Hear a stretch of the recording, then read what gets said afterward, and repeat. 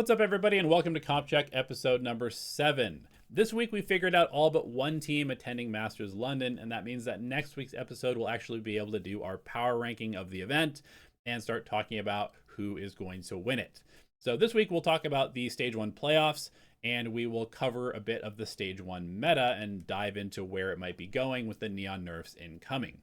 But before we do any of that competitive stuff, I want to just talk about the epidemic of pro players and pro coaches quitting their job in Valorant, because I've never seen anything like this in any sport that I've ever watched or any esport that I've been involved with before. Cloud9 Zeppa decided that he is going to take a break from competition this week, and he is the third player to quit the team in Stage 1.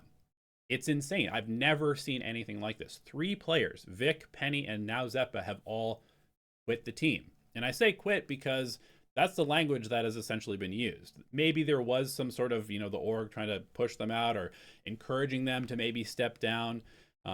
Sometimes they will say, mutually parted ways with players.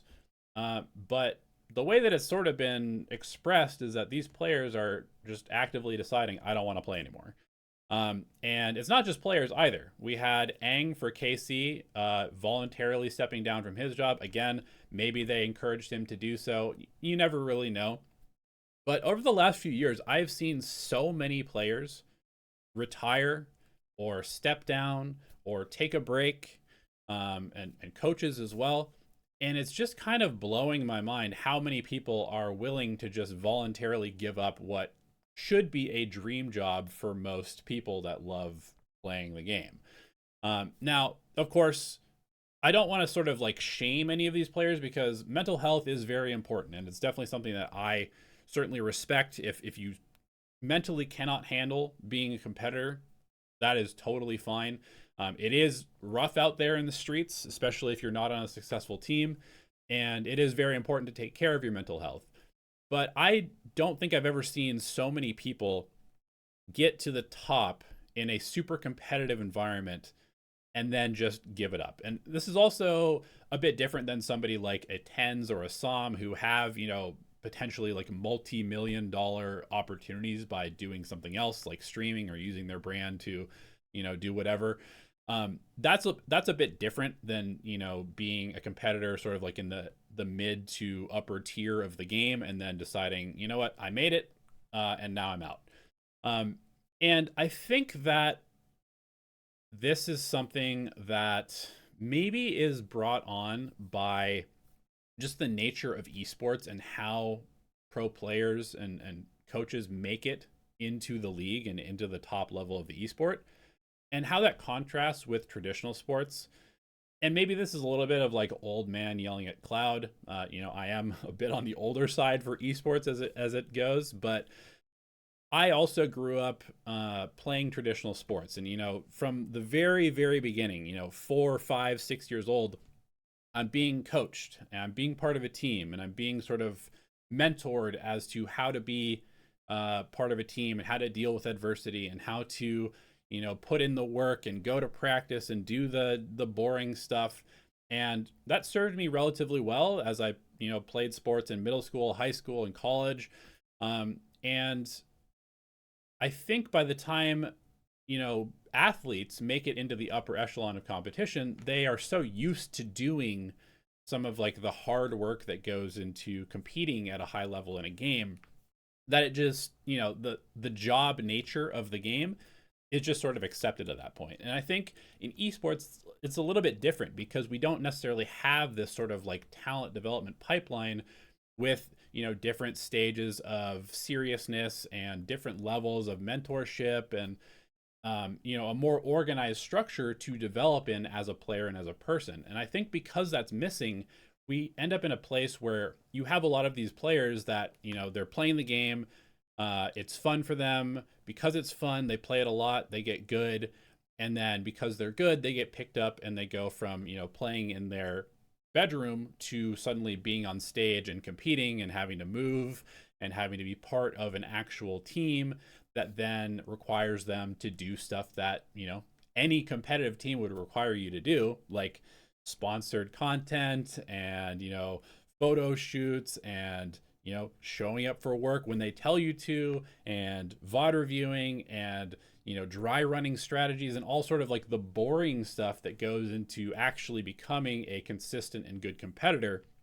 And that shift of going from just playing the game because you like it to suddenly now having to work at the game, I think is a bit jarring for some of these players. And I've kind of seen this in some players that I've worked with on teams, where like the actual nature of having to do Valorant or having to do video games as a job, when it's not necessarily fun, especially if you're losing and you're like not that good and you have to do the work to get better.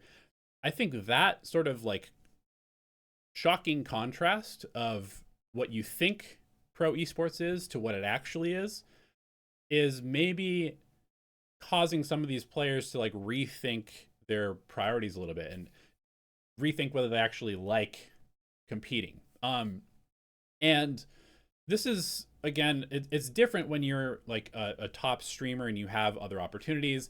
And I would even say it's different when you're somebody like Eggster, who, was kind of just doing it for fun and then got the opportunity, but was always sort of just still doing it for fun. And then his agent got nerfed and he's like, well, I wasn't really trying to be like a super tier 1 pro anyway, so I'm just gonna, step down at this point.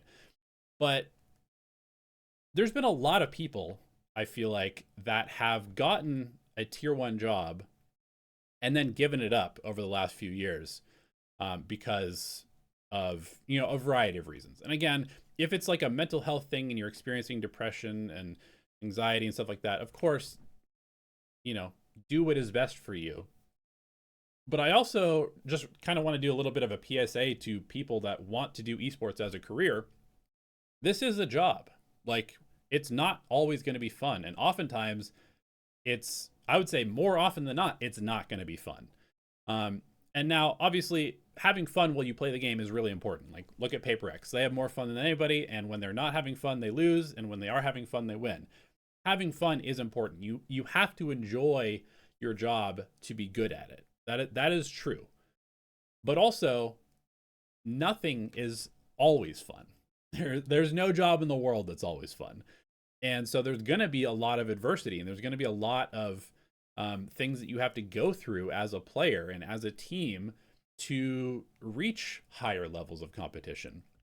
And especially in a competitive environment, in a competitive job where there is only one winner at the end of the day, and everybody is trying to knock you down, and there's a million people that want your spot. To me, it's just insane to, get the opportunity and then give it up and expect that you will get more opportunities. And in some cases, these players do get more opportunities because they are really, really good. And, if you're one of those people that's blessed with the talent and you've shown enough of a resume to get another job, of course, again, I can't hate on that, but I do think that there's a little bit of,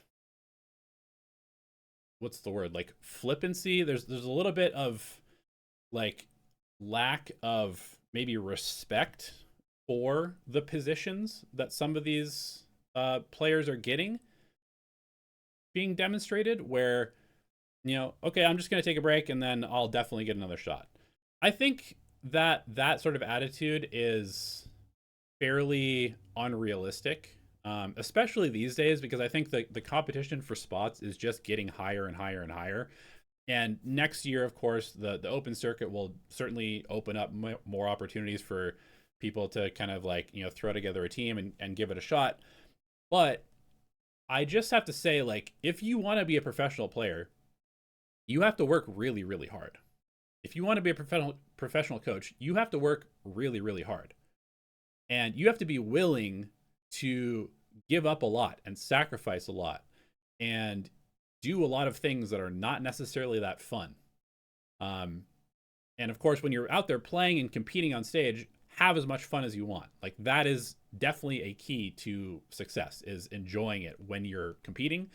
But a lot of the stuff that leads up to match day might not be that fun. And you're going to have hard talks, and you're going to have to do stuff that you don't like, and you're going to have to do a bunch of boring work.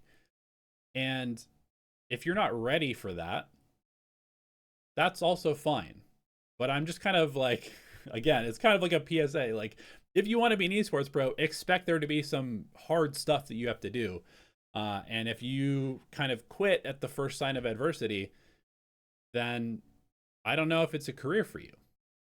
So, again, sorry for this starting this podcast off with sort of like a random rant out of nowhere, but it's just something I've been thinking about a lot because of all of the people that I see, getting a position. And maybe it's because like I had a shot and then didn't get an opportunity this year.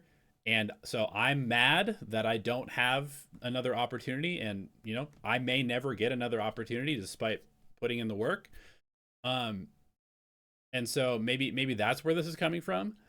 But also, I just think that like there needs to be some sort of better pipeline to help these players learn like what it actually takes. And I think that, maybe as tier 2 gets a little bit more mature, you'll see that. And there's of course players that do come up and they do take it seriously and they do succeed as a result. And there's a lot of factors that go into success, and you can work super hard and not have success and all of that. But again, I just had to say something because I keep seeing people quit. And it's just insane to me that you can put in all this time and then make it and then just give it up. Like, you would never see, LeBron James have a bad season and be like, see ya, like, imagine if that had happened when he was like 24 playing for the Cavs when the Cavs were terrible. Like, there's no way, right? So anyway, enough on that point. I don't know. Let me know what you guys think in the comments below. I just feel like really passionate about this. Like, there needs to be a better system for developing players, and also like if you make it, like, just respect that opportunity. Respect that opportunity to do something that everybody wants to do. Anyway, let's talk about Pacific. So, when we left you last, we had 4 teams left. We had Global Esports and Full Sense in the upper final. We had T1 and PaperX in the lower final. My prediction was that T1 would, slightly edge out PaperX just because I feel like they kind of matched up relatively well firepower-wise. Munchkin has always done pretty well against PaperX. But that was not the case. PaperX are in pretty incredible form right now. They are doing a great job leaning into comfort for something. They've been putting him on Jet. They've been putting him on Yoru. They've been getting him the op consistently. They have been really, really leaning on him to go crazy, and it has been working extremely, extremely well for this team. I feel like PaperX is starting to hit that scary form that they can do sometimes, where it really just looks like, unless you catch them on a bad day, they are probably just going to roll you over. And that's kind of what happened here to T1. There are some interesting ideas. We've got some Sage Vice stuff on Ascent, double Sentinel. This is definitely something that I think will probably be one of the stronger ways to play the map, especially if everybody is trying to run, Phoenix Neon or Jet Neon or whatever it is. I think the double Sentinel is definitely the way to beat that stuff on Ascent. And then, of course, we have, PaperX just doing their thing. They've got Forsaken playing Duelist. They've got Jing playing Duelist. They've got something playing Duelist. They're all over the place, but everybody is still on comfort no matter what map they're playing. And it's been working out super well for them. So they take down T1, knock them out, and punch their ticket to London. And then, of course, they go on a run and smash Global Esports. And they smashed Full Sense, but the Full Sense game was relatively competitive. Now, the Global Esports PaperX game was one where, to me, and also the upper final where Global Esports lost to Full Sense, I would say that both of these, to me, kind of looked like an instance of like, this is a team that has had one goal in mind, right, for the entire season, which is we have to make it to an international. Like, that is the only thing that matters. We have to go to an international. And they did it, right? And of course, they want to win stage 1. They would love to be like, I'm not saying these players don't care about like the stage playoffs. And of course, Frost wants to lift a trophy. Everybody wants to lift that trophy for the stage. But also, subconsciously, they've achieved that that huge goal, which is going to Masters, right? And so I think part of it is like it's a little bit hard subconsciously sometimes to really turn on that switch where like you're so desperate to win that you play your best. Once you've already kind of achieved that, there's a little bit of a like a dip in the energy. And you can see on stage, like it's not like they weren't trying. They were definitely really, really into the games and trying super hard.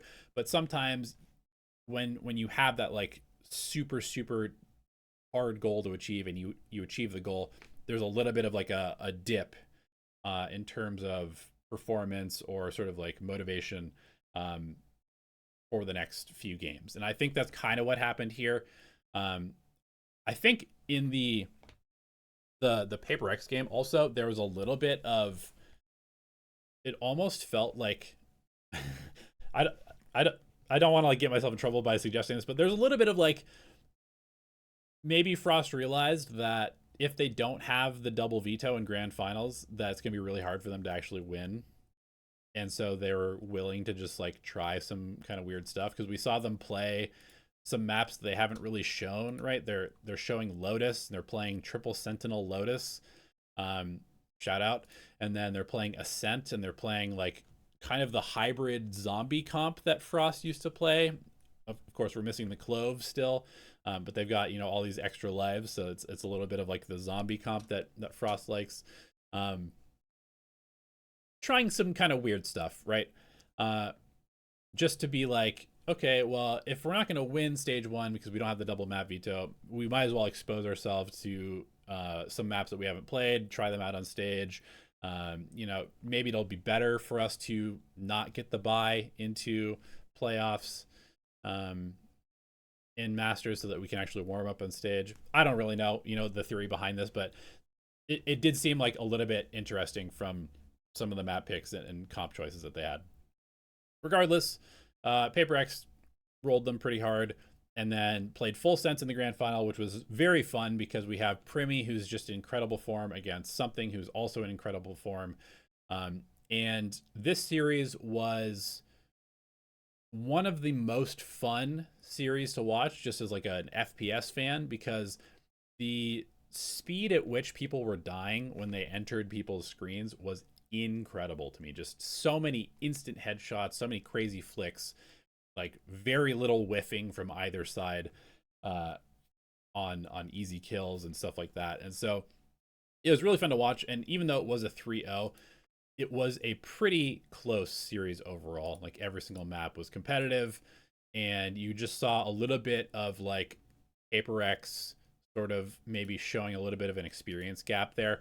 Also, Paper X did, you know, what they do best, which is they won some thrifties. Like I think Full Sense's sort of like air towards the thrifty rounds and giving up the momentum to Paper X was a little bit lax.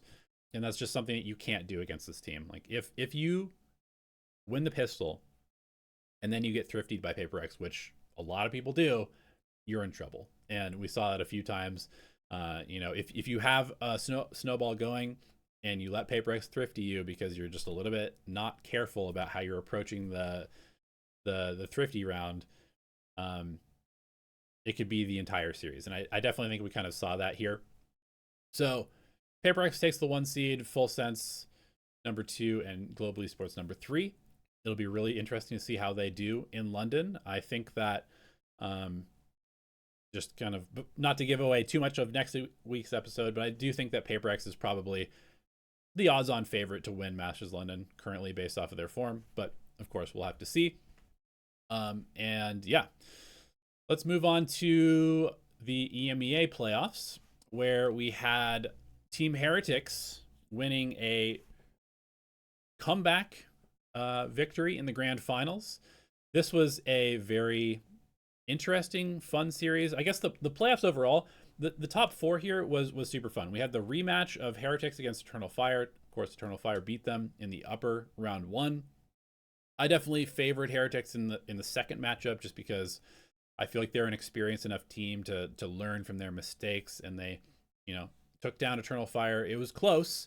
Eternal Fire is definitely one of those teams that I think has a huge amount of potential. I really hope that they continue to just kind of work and improve. I don't want to see them make any roster moves. I think that they have some really good stuff going on. We'll have to see, how they adapt to the new meta and stuff like that. But they're a very, very fun, dangerous team to watch. For Heretics, I think that Heretics are. There's going to be a little bit of a theme here. There's like 3 teams right now, maybe 4 teams actually, that are really sort of like rounding into form, I would say, that makes them super dangerous on the international stage. And Heretics are one of them. Paper X is one. I'd say Heretics is another. And then we've kind of got G2 and Energy in the Americas region as well, where it's like these teams, they started off a little bit slow. Although Paper X, yeah, I mean, even Paper X, they were kind of shaky at kickoff, but it really feels like a lot of these teams have kind of figured themselves out now. And the Valorant that they're playing now compared to where they were at the beginning of the season is just like an entirely different level.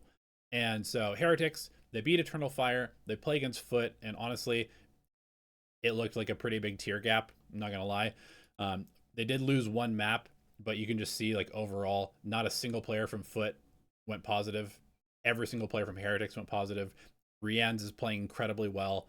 Kashmaras has been, I guess, like the missing piece for this team because he really has sort of turned them from being, very hit or miss, up and down team week to week to being pretty consistently strong and allowing. It seems like that consistency has also allowed players like Rian's and Benji Fishy and Woot to really find their footing as well. And I feel like Boo is also kind of in maybe the best individual form that we have seen in a while. So this is another team that has a bunch of experience. They have, some strong leadership, both in terms of their IGL and in terms of their coaching staff. And I think that they are a team that is definitely kind of like on the right track meta-wise as well. Although we will have to see sort of what happens with Kashmaras with the Neon nerfs. My guess is probably they will still continue to play Neon to some extent. But also, I mean, if you look at his overall agent pool, Neon number 1, and then number 2 is Omen, which is interesting, then Yoru. So where will they go? It's definitely going to be an interesting question to see. But in the grand finals, we get Vitality against Heretics, and Vitality, they start out strong. They win the first map, lose the second one in close fashion, win the third, and then Heretics guts it out on the last 2. And this was definitely, it was a bit of a messy series, but also it was pretty high level. I think we saw sort of the stuff from Heretics that you want to see out of this team, which is like the Benji Fishy clutches. Like, he did not want to lose this series. Of course, great moments from everybody. On the other side of things, on Vitality side, we saw great moments from Chronicle and Yampy, Provic. It was just a good series overall. I think this is a good sign for EMEA that both of these teams, put up such a heavy fight for the finals. I think that both of them are in a pretty good spot going into London. There were definitely a lot of doubts about Vitality early on, but I think that they're kind of on the right track as well. So instead of EMEA being EMEA, whatever. I think they will actually both do pretty well at the event. And then of course Foot will be the last one. We'll have to see. I think that their style is maybe getting figured out a bit. They have a few more sort of gaps in their game plan, I think, than either Vitality or Heretics do, because they kind of have like one style that they play. And if teams anti them a bit or are ready for that style, they don't necessarily have like the other stuff quite as nailed down as I feel like Vitality and Heretics do. And they're also a little bit more inexperienced. So we'll kind of have to see where they go from here. Let's talk about Americas. Americas had more of the games being played because they just started their playoffs this week. They're a little bit behind. It will be interesting to see how that affects things going to London. We've got China, who's been done for a while. We've got America, who's not done yet. And then London starts in, like 3 weeks, something like that. So maybe that will have some effect on who does well there or not. But to go over the games sort of briefly, we had Lev beating Furia. For me, this was big validation of a couple of things. I think that Furia is in a little bit of trouble. I think that their approach to the game has not been super good in terms of how they adapted to the post Yoru meta. I do think that they're trying a bunch of things, but they're not leaning into one of their biggest strengths, which is Koala Noob's op. I think they need to do a bit more of that. I think that they are a team that certainly has, you know, the potential to like turn things around, because I don't think that they were like a fraud team for Santiago. I think they're actually pretty good, but they definitely are struggling at the moment, and we can see that. Like, they win map number 1 and then they just get absolutely plowed by Leviathan on map number 2 and 3. Lev, on the other hand, is a team that I think is definitely heading in the right direction. They have a very, very, very, very high level of firepower. Neon, their new rookie, has been one of the most impressive players mechanically that I have seen in a while. He is so fast. He's probably the best opper in the region. Maybe like top 4 globally currently, which is kind of insane to see for such a young player. But Lev is definitely heading in the right direction right now.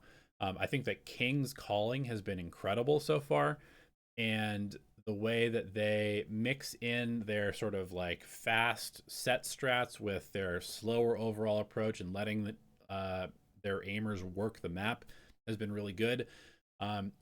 It will be interesting to see how that translates internationally, and I think that this G2 match that's coming up, we'll talk about the MIBR match in a second, but I think that this one that'll be played this week, G2 against Lev, will be a really good test for how Lev will adapt to international play, because G2 is definitely going to put the pressure on them. They're not going to let them play their style just for free. And so whether Lev can adapt to that sort of more experienced approach will be really interesting. Lev did beat MIBR, and this was part MIBR being in questionable form, and also Lev just being, you know, a strong, resilient team.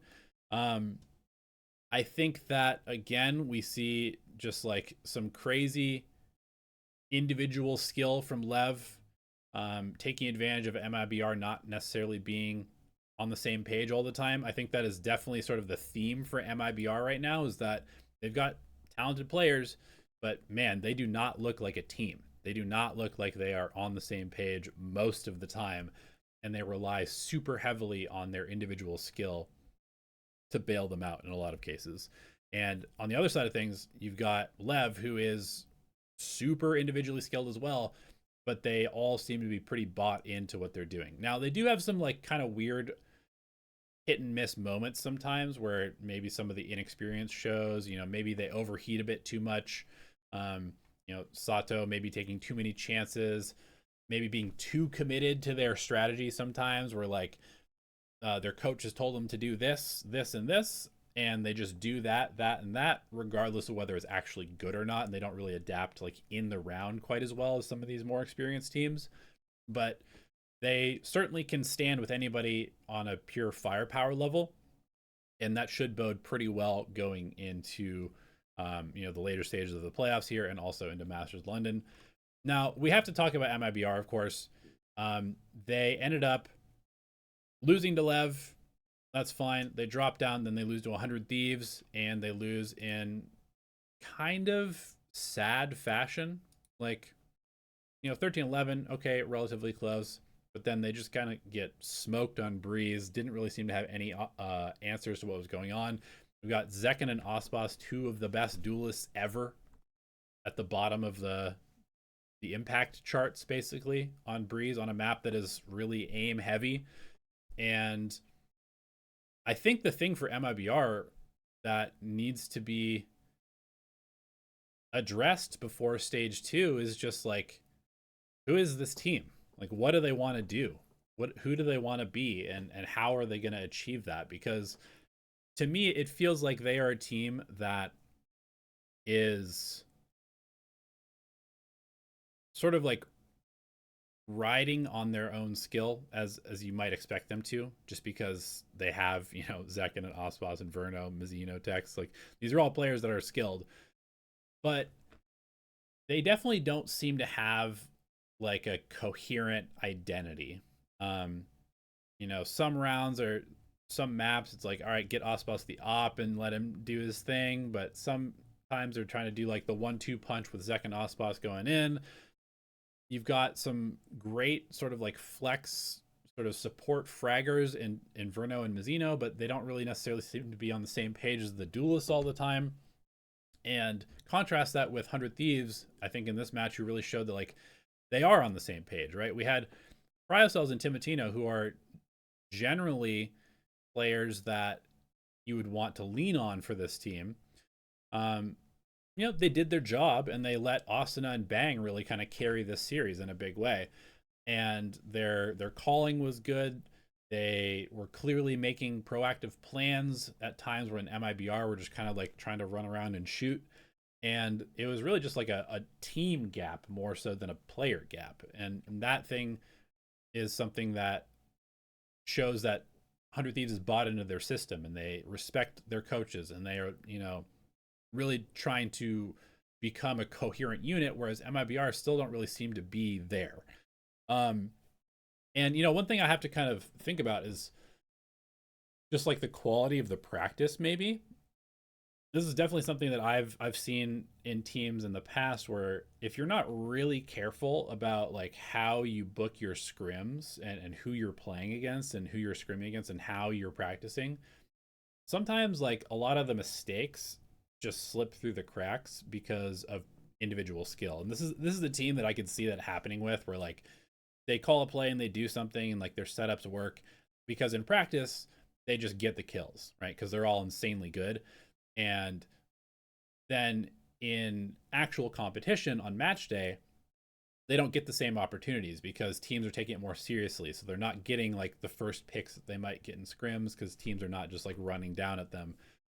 They're not giving Ospas as many opportunities to go crazy with the op. They're not, letting Zekin multi-frag in situations because on match day, people are playing fundamentally well. Whereas in scrims, people might just be kind of like letting the better players win the game through their skill. And so I wonder if that's something that's happening. It's kind of hard to say. Another thing that's very obvious from watching them play on stage is that they don't really have like an energy person on their team.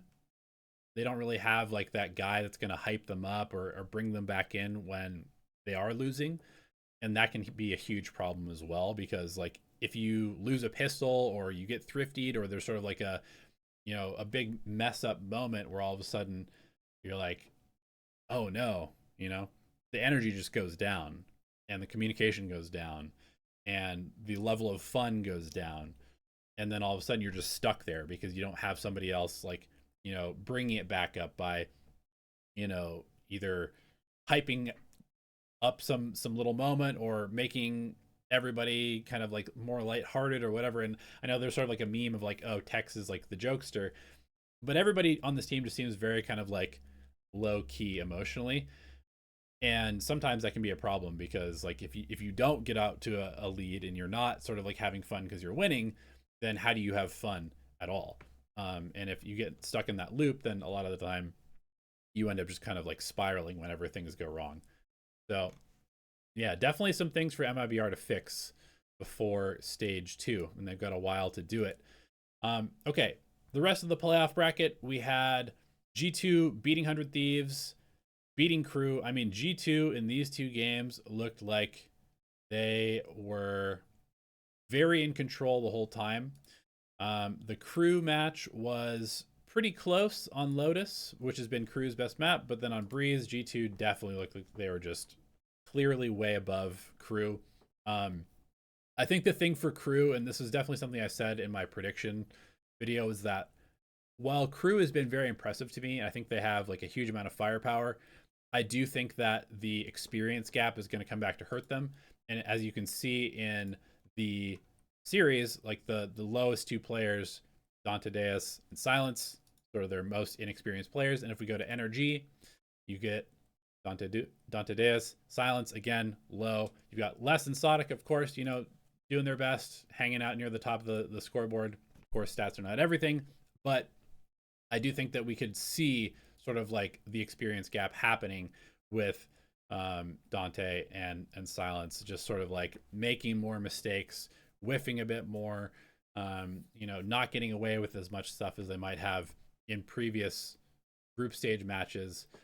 And they played probably the two most fundamentally good teams in the region, which is kind of tough for Crew. Like if they had played against an MIBR or 100 Thieves on this side of the bracket, or if they had played against Lev, there's probably a much higher chance that they would have made it through. But they happen to play G2 and NRG, who are both really coming into form and also not going to let you get away with anything.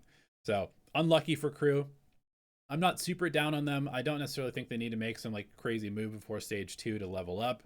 Tough matchups for them. They just kind of need a little bit more experience, I think. And yeah, 100 Thieves bounced back after losing to G2, beating Loud, beating MIBR. Some big matches here. I think the Loud game was pretty easy. Loud was definitely a team that like they only really had 3 matches with their real roster, so not super high expectation wise for them. Again, I think this is a team that just kind of needs a bit more time before we really see who they are. The MIBR match was a good sort of validation that 100 Thieves is on the right track as far as like their teamwork. And now they get their really big test, which is NRG. And for me, NRG looks insanely scary. I'm pretty worried for 100 Thieves here just because I feel like NRG is really kind of hitting that form where like they could definitely win an international. You've got Brock just carrying every single game. Kiko looks good. Mata looks good. The calling is good. Scuba is clutching a lot more and sort of finding his lurk timings. I feel like he was kind of feeding a bit early on in the season, just like maybe getting caught up a little bit too much on anchoring and also on his lurk timings, but now seems to have like found his groove. And I mean, they just decimated Furia. It was not even close. 13-4, 13-8, and then against Crew, it was also just an obliteration. Like not even close. 13-8, 13-4. It's scary. And this is 13-4. I mean, Energy's defense side on 2 fairly attack-sided maps, it should scare teams. Because if they look this good playing defense in a double duelist meta, I mean, that's a scary prospect. If you can't win attack rounds against this team when you have all the tools to win attack rounds, based off of the comps and off of the meta and on the maps that you're playing, it's definitely a scary prospect. So for me, I'm definitely going to be favoring Energy in this one. As much as I would love to see 100 Thieves make it, for the org and for NBS and Doom Bros going back to an international, I think it would be super sick. I really do think that Energy just looks insane right now. And so I think that Energy probably will make it and honestly may even win this whole event. For me, I think it's pretty likely we get G2 beating Lev, just because I think, again, like the experience gap, I feel like their style probably matches up relatively well against Lev. Unless Lev can really abuse the operator and get a ton of picks on G2, I think that G2 will probably be able to, like, just, again, experience gap, like, work the map. We'll see. But yeah, if Energy and G2 end up in the grand final, that's going to be a total banger. If 100 Thieves make it, I'll be super happy as well. We'll have to see by the end of next week, or by the end of this week rather. And yeah, cool stuff happening in Americas. Definitely excited to see Lev play internationally. And I think that the Americas teams that are headed to London are definitely in pretty good form right now. Okay, let's talk a little bit about the meta, and then I want to talk a little bit about teams that didn't make it to the event. Actually, let's do the teams that didn't make it to the event first. So we talked a little bit about teams that didn't make it and whether they need to make changes as far as like Cloud9 and Envy in the past. Let's talk about the playoff teams that didn't make it, because now they really have to do some, soul searching, some hard decisions, like, do we need to make changes or not? So for Loud, I would say probably not. I think that they just need to work more. I think that they showed some good potential. They definitely are a bit, young. They make some inexperienced mistakes, and their playbook is not super deep. at times, but you can't really expect it to be. I would really like to see this team, you know, get a little bit more time together. Um, People will probably point to, you know, some players as maybe being replaceable, but again, I really just think that this team needs to get some more reps before we can really make that kind of call. For MIBR, that is a tough one. I mean, there's a lot of people calling for Tex to get cut.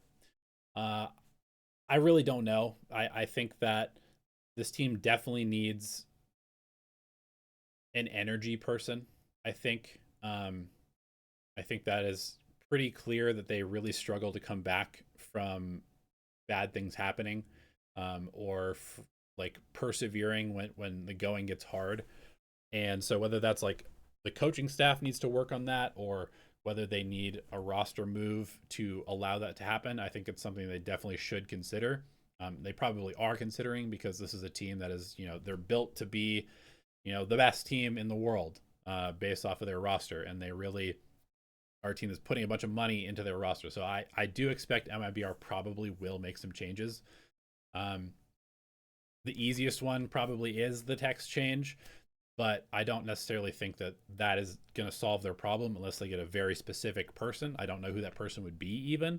I haven't really thought too much about it, but I would expect MIBR to come in with a different roster in stage 2. For crew, I think that they are kind of in the same boat as Loud, but also, you know, there's definitely some worries where like they started off on a really good trajectory and then they kind of tanked a little bit. And I think that especially when you've got Dante Deus, who's like neon, neon, neon, neon, neon. If neon gets nerfed, where do they go from there? They're clearly super skilled. I definitely could see them exploring some options. I'm not necessarily saying for Dante, but I think that it's possible that we might see some movement with crew. But also, again, this is a team that missed out on kickoff, really through no fault of their own, and then they only got one stage to really work. So I would not be surprised either if they just came back with, you know, some more reps. For Furia, I do think Furia is potentially in a little trouble this year. I think another thing that's really important to think about is just like the points, which I'm going to try and bring up here so I have this on my screen to think about, because the points is really, really, really important when considering where teams are as far as like making roster moves. This is something that everybody needs to understand, and like a lot of teams seem to be making kind of like just like snap decisions this year as far as like roster moves or, you know, coaching staff changes. Like we haven't even talked about Fnatic changing their head coach, which is that this ecosystem, the Valorant ecosystem, is almost entirely based on whether you are winning or not. And what I mean by that is like early on in the partnership system, we had some other incentives for teams. Like if you were doing a lot of good content, you would get extra money from Riot. And you know, there were a few different ways that Riot's stipend would come to teams. But was it last year or 2 years ago? I think it was before the 2025 season. Riot decided that, okay, the content budget that we're giving teams is not being used very well. Like a lot of these teams are not making content, or their content sucks. And so they removed the content part of the stipend and they put more of it into performance stuff, I'm pretty sure.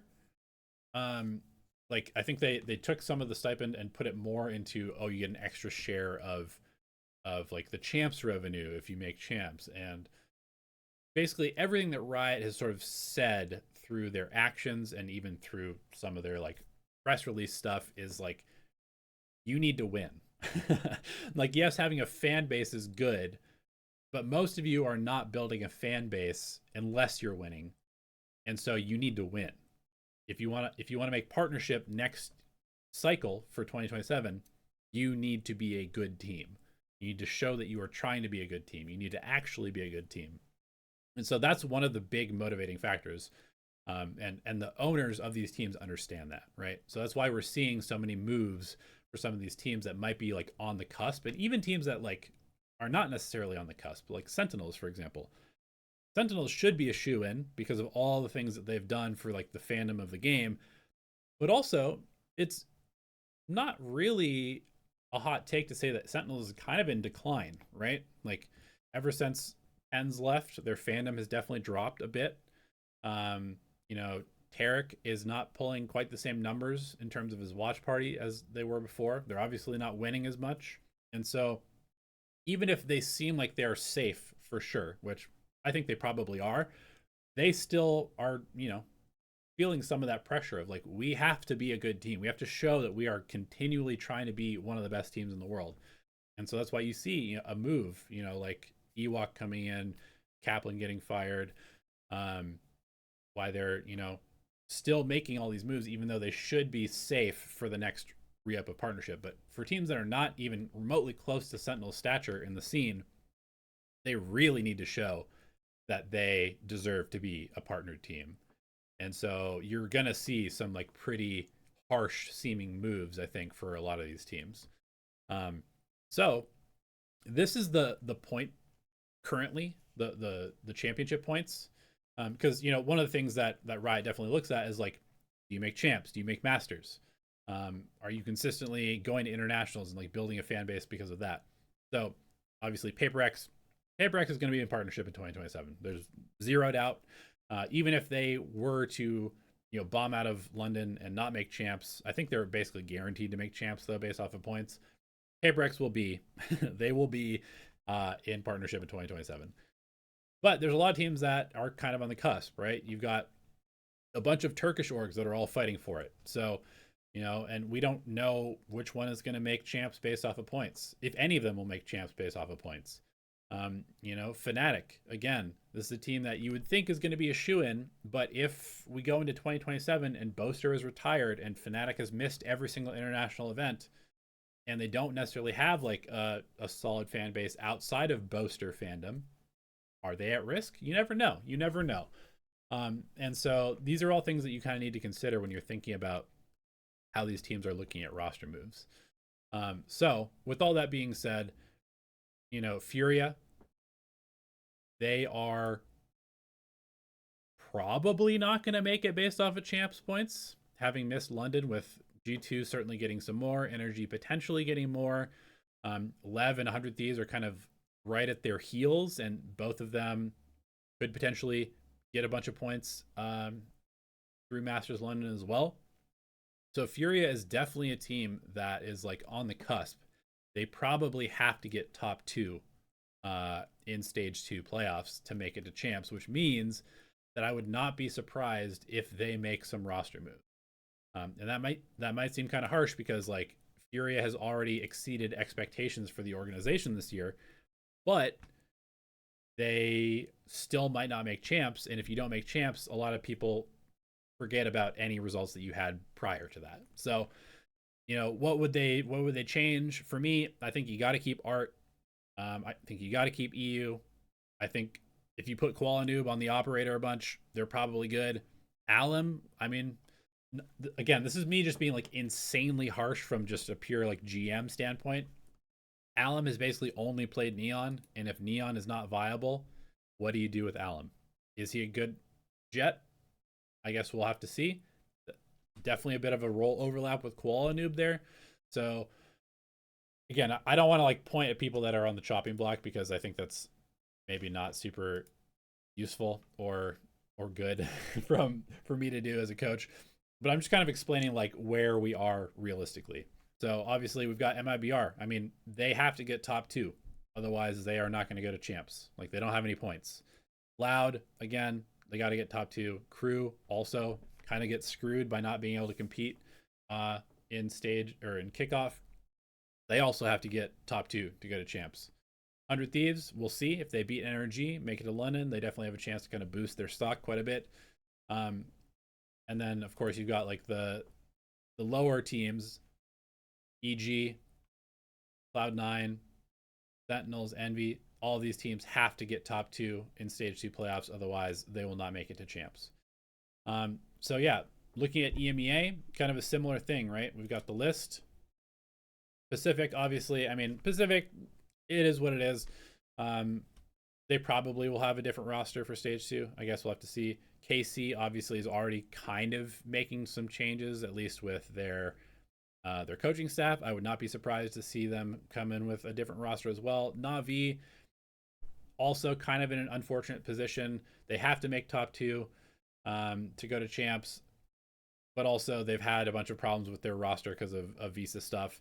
I expect them probably to keep the same roster. Maybe they'll make one move. Giants is definitely another one. Like, probably we'll see something different from Giants. Gentlemates, another one.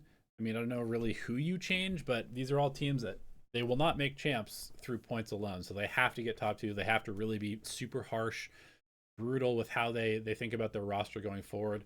And Liquid is another one. I mean, despite always being like in the top sort of, 4 or 5 teams, it seems like over the last couple years, they very likely won't make it to champions off of points. So they have to win. So they need to also be pretty brutal. And then Fnatic, I mean, Fnatic is such a weird case just because of all the stand-in stuff. I mean, they've already, out of all these teams, they are the one that has made the biggest move so far, which is kicking their coach and trying to come up with a new coaching system to take them over the edge. So yeah, I mean, kind of crazy to think about, but maybe Fnatic will be the biggest mover out of all these teams trying to go for the championship slot. In Pacific, it also is pretty interesting. Nongshim, obviously, big fall off this stage, plus Neon nerfs incoming. What does that mean for them? They're definitely not safe based off of their points because Full Sense and Global are going to London. So either one of these teams could get enough points, although they are a little bit more safe than some of these other teams like in EMEA, because I think for London, 8 points for first place, 6 or 5 for second, something like that. And so unless Full Sense or Global gets like top 2, Nongshim is still probably going to be number 2 points wise. But also then of course in stage 2 every win matters. And so, their destiny is probably in their hands for the most part. But of course, you still want to be making sure that you are winning games and then hopefully getting top 2 as well, just so you don't have to rely on championship points to make it to champs. So will Nongshim make changes? I mean, probably not. They definitely need to figure out like how they're going to handle the Neon nerfs and what their actual identity is. But they have shown us that they can be insanely good. And they just need to kind of like find that new identity. But for some of these other teams, I mean, Gen G, what's going to happen with them if they don't win or get top 2 in stage 2? They will not make champs. That would be a huge disaster for this organization after being kind of a staple for the last few years. Then you got the Japanese teams, which obviously, it's always kind of a long shot for them. But a team like DRX, RQ, these are teams that are consistently going to champs. They don't have enough points to make it unless they get top 2. So will we see some changes there? I mean, with DRX, it's like, even if they don't need to make changes, they probably will. So DRX probably is going to do something to finalize their 5th spot, or finalize, since they'll probably sub people in and out regardless of whether they find the right person or not. RQ will be really interesting. I mean, this is a team where it's really hard to say, like, I feel like they're just a solid team, but their ceiling is always a bit lower than some of the other Pacific teams. And so even when they're playing their best, there's potential for teams to just play better than them. Whereas, a team like Paper X or even T1, like if they are playing their best, people are not beating this team. Whereas I feel like if RQ is playing their best, people will beat them. And so I think that they definitely have some potential sort of issues in that regard to think about. Yeah, I mean, I think that probably, I guess one other thing is sort of throwing a wrench in the whole situation is like the EWC. I don't want to spend too much time talking about the EWC. I'm not a huge fan. I not a big believer in the the EWC as a product. But the EWC is like in July. Stage 2 starts in June. In July is EWC. So is there going to be a gap in stage 2 for these teams to go to EWC? The EWC qualifiers are going on right now. So that might be holding off some of these teams from making roster moves because they don't want to like just totally rock the boat with their team right before potentially qualifying for this big tournament. So I would expect after EWC qualifiers are over that we see a bit more of like a flurry of roster moves and news coming out. So maybe in like the next week or so, maybe 2 weeks, we'll see a bit more roster news. But yeah, we're in a very chaotic time right now. I mean, I remember last year, this time for me after getting knocked out of stage 1 was like a nightmare. It was just a nightmare. It was so much rushing to try and figure out what we're doing for stage 2, conversations with players, who's staying, who's going, management, all. It was so chaotic. I don't envy a lot of these teams that are like on that edge of, trying to make it and not really having the best chance unless they make top 2, because you got to make some really tough decisions right now, and it's a very chaotic teams you're trying out and also trying to qualify and all this stuff that's going on right now. Again, it kind of like circles back to my opening rant for this episode, which is that being a professional in esports is not always fun. And it's really like learning to live with the chaos and learning to live with, the tough stuff and figuring out a way to healthily deal with that is going to allow you to have a long career in esports, because it's chaotic, it's not stable, there's a lot of stress, lots of long nights, a lot of work that might not necessarily be fun, and you kind of have to fall in love with that chaos and with that stress and with that pressure. Otherwise, you're probably going to burn out and you're going to quit. So anyway, thank you guys for watching this episode. Sorry, it was kind of all over the place. It was definitely a harder one for me to actually put together just because I had all these different thoughts and things that I wanted to cover. Next week, we'll focus on Masters London. Appreciate you all for watching this podcast of me just spewing random thoughts onto the internet. We'll see you next week.